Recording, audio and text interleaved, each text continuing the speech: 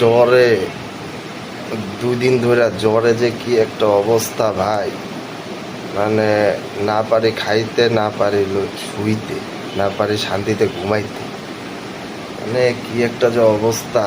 কালকে রাতে তো খেতা গায়ে দিয়ে ঘুমাইছি কখন আমি নিজেও জানি না, মানে এত জ্বর।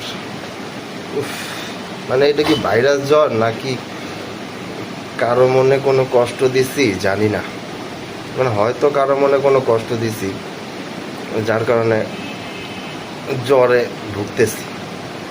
যাই হোক, যদি কাউরে কষ্ট দিয়া থাকি তাহলে মাফ করে দিও।